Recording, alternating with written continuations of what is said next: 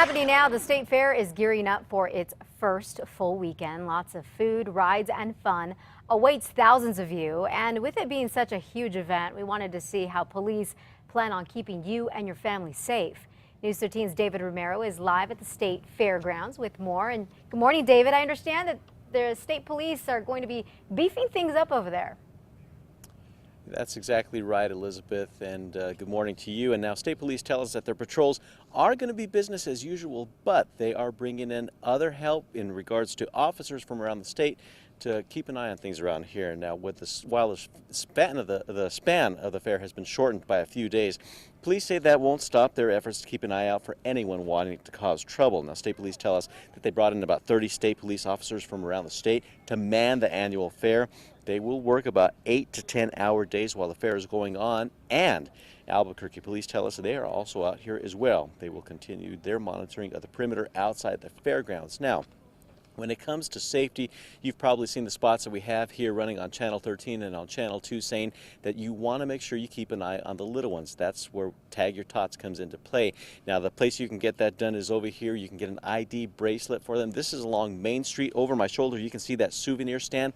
Right behind that is where the state police have their big van parked out here, and you can see that we have the Channel 2 logos on there as well because we are a co-sponsor of that. So it's along Main Street, it's free, and it's for the safety of your kids while you're out here enjoying the fair. Elizabeth, back to you. So important, David. Thank you for that. And be sure to grab your jacket too, because there will be a lot cooler weather in the next couple of days. And here's a quick look at the schedule for the fair tonight. And since construction is going on at Gate 9, parking at Gate 1 on Louisiana and Gate 8 on Louisiana just south of Lomas, guess what? The parking there is free. In other news this morning, we now know that the FBI is looking into almost 24 Albuquerque Police Department cases to see if the department is handling things properly. The cases involve officers Matt Kindle, Levi Chavez, John Doyle, and Robert Willever, just to name a few. At the same time, the Department of Justice is also considering doing an investigation of its own on these cases. The city says it's waiting on official word to see if there will be a formal DOJ investigation. But earlier this week, APD's police chief told us he's fully cooperating with the feds. You are more than welcome at any time to come in and look at any investigation that we have. And they've taken us up on that offer. News 13 has learned that the 24 cases that the FBI is investigating are from the past 5 years, and they have to do with everything from civil rights issues to possible criminal misconduct by officers. And Amber Alert is still in effect this morning for a 15-year-old girl. Safrina Ugsang was last seen in TRC just after midnight Thursday. State police say she may have been abducted by her uncle, 48-year-old Chris Salgado. They say he may be sexually abusing her. Safrina is 5'2" and was wearing a black shirt and black pants. Salgado is 6'5", wearing colored shorts and a t-shirt. Police think the girl's father may be with the pair, driving a white Lincoln Town car with California plates, headed to Pomona, that's in Southern California, where they recently lived. Happening now, police are looking for whoever is robbing women at Albuquerque's biggest movie theater. 4 women have recently been robbed at the Century Rio Theater. It all happened last month. Now, it's happened actually in the parking lot of the theater. Last month, a man in a blue mask was seen pointing an object at the 2 women leaving a midnight movie. Check it out. The guy apparently took off with their purses and used their ATM cards. These individuals are very brazen, and detectives do believe that they have that propensity to commit over and over again. On Sunday, it happened again. Police think the same suspects are involved. In both cases, the thieves were driving a maroon 4-door sedan. Some inmates are being let off the hook too soon, and that is what's prompting the New Mexico Department of Corrections to continue a statewide audit.